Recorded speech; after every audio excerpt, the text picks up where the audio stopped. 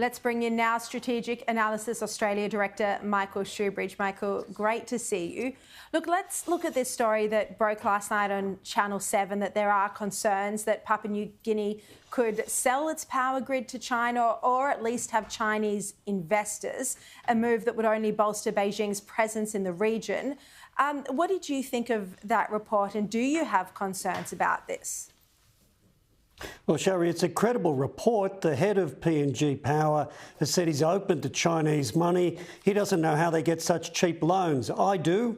They're backed by the Chinese government. Australia, Japan, New Zealand and the US are spending hundreds of millions of dollars rolling out more electricity distribution in PNG.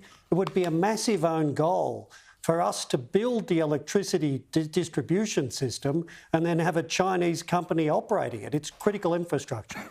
So the answer here is the Australian government needs to back an Australian energy partner of PNG Power. Do you think this is a failure of Foreign Minister Penny Wong? Should she be doing more?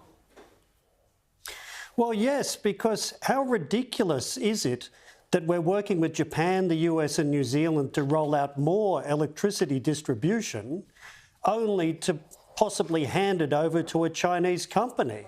And we know Beijing has been hacking into critical energy systems in the US and other countries, including Australia. If they can own and control PNG's energy system, that's all bad news. Yeah. Look, I want to ask you about what was the big news that started off this week, that our terror threat has raised to probable. Do you think this should have happened months ago?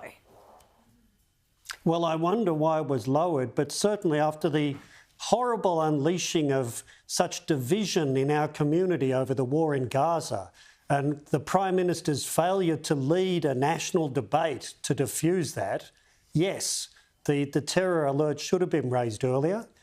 I thought it was disturbing that there was only one sentence about the war in the Middle East in 2 pages of gumph about the raising of the alert, because that is the reason. It's that war and the failed national leadership of the Prime Minister that stoked the anger and division in our community. Do you think he's still not seeing the leadership, not showing the leadership that we need right now? Very quick answer. I do, and I think it's because the Labor Party doesn't have an ethical position on the conflict. Indeed, very interesting. Michael Shoebridge, really appreciate your time.